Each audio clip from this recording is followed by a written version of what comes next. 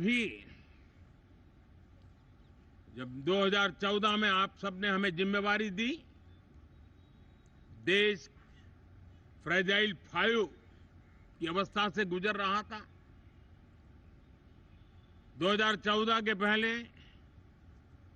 वैश्विक अर्थव्यवस्था में हम 10वें नंबर पर थे और आज भारत तेज गति से दुनिया की तीसरे नंबर की अर्थव्यवस्था बनने की दिशा में आगे बढ़ रहा है, दरवाजे पर दस्तक दे रहा है। इन दिनों 25 करोड़ गरीबों का गरीबी से बाहर निकलना, जिसको विश्व की अनेक संस्थाएं सराहना कर रही है। देश में एक जमाना था 2014 के पहले, जब महंगाई का दर, इन्फ्लेशन रेट डबल डिजिट में हुआ करता था। आज 2% के आसपास आकर के देश के सामान्य मानव के जीवन में राहत बन गया है, सुविधा बन गया है।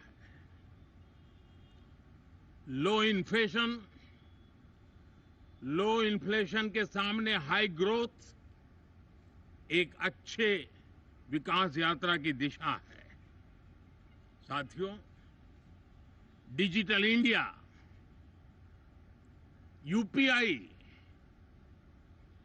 आज भारत के एक नए सामर्थ्य को दुनिया देख रही है, पहचान रही है और ज्यादातर देश में उसके प्रति एक आकर्षण पैदा हो रहा है। यूपीआई ने फिनटेक की दुनिया में अपने एक नाम कमाया है। रियल टाइम डिजिटल ट्रांजैक्शन दुनिया में सबसे ज्यादा हो रहे हैं। दुनिया में जितने हो रहे हैं, अकेले भारत में उससे ज्यादा हो रहे हैं। साथियों, पिछले दिनों इंटरनेशनल लेबर ऑर्गेनाइजेशन का एक वैश्विक समागम था और उसमें भारत ने बहुत बड़ी ऊंचाई प्राप्त की है। आईएलओ का कहना है कि 90 करोड़ से ज्यादा लोग भारत में अब सोशल सिक्योरिटी के दायरे में हैं। ये अपने आप में एक बहुत बड़ा अचीवमेंट है। उसी प्रकार से वैश्विक संस्था WHO ने ये कहा है कि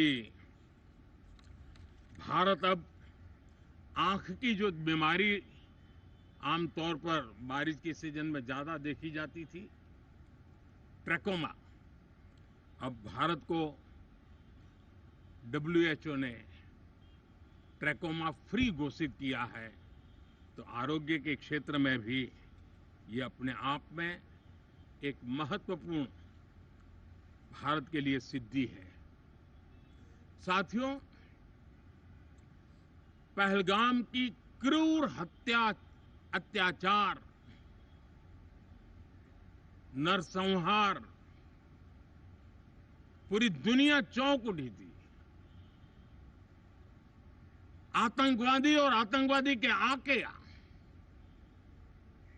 दुनिया का ध्यान उनकी तरफ केंद्रित हुआ था और उस समय दल हित छोड़ करके देश हित में हमारे ज्यादातर दलों के प्रतिनिधि, ज्यादातर राज्यों के प्रतिनिधि विश्व भ्रमण किया, दुनिया के अनेक देशों में गए और एक स्वर से दुनिया के सामने आतंकवादियों का आका पाकिस्तान को बेनकाब करने का एक बहुत सफल अभियान चलाया। मैं आज राष्ट्र हित में किए गए इस महत्वपूर्ण कार्य के लिए उन सभी सांसदों की सराहना करना चाहता हूं, सभी दलों की सराहना करना चाहता हूं और इसने देश में एक सकारात्मक वातावरण पैदा किया।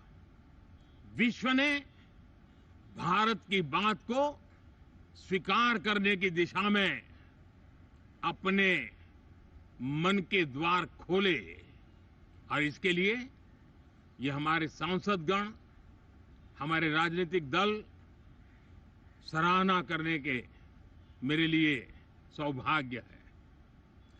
साथियों, हम जानते हैं कि ये स्पिरिट, एक स्वर, एक एकता का वातावरण देश को कितना उत्साह से भर देता है। विजयोत्सव का ये पर्व इस मॉनसून सत्र में भी उसी भाव से प्रकट होगा। देश की सैन्य शक्ति को सराहना करेगा, देश के सामर्थ्य का गौरवगान करेगा और देश के 140 करोड़ नागरिकों को नई प्रेरणा का कारण बनेगा। मुझे विश्वास है कि हम सब मिलकर के डिफेंस के क्षेत्र में आत्मनिर्भर होने के इन प्रयासों को बल दें, सेना के सामर्थ्य की सराहना करें और मैं आज देशवासियों के सामने जरूर कहूंगा और देश के राजनीतिक दलों से भी कहूंगा कि देश ने एकता की ताकत देखी है,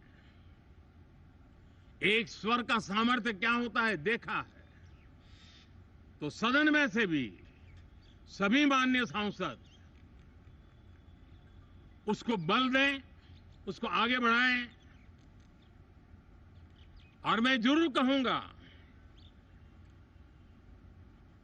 राजनीतिक दल अलग अलग है, हर एक का अपना एक एजेंडा है, अपनी एक भूमिका है, लेकिन मैं इस वास्तविकता को स्वीकार करता हूं कि दल हित में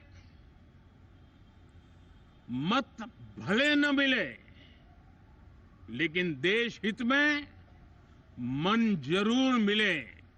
इसी एक भावना के साथ इस मॉनसून सत्र से देश के विकास यात्रा को बल देने वाले, देश की प्रगति को बल देने वाले, देश के नागरिकों को सामर्थ्य देने वाले अनेक विधेयक प्रस्तावित हैं। सदन विस्तृत चर्चा करके उसको भी पारित करेगा। मेरी सभी माननीय सांसदों से हाय हाय।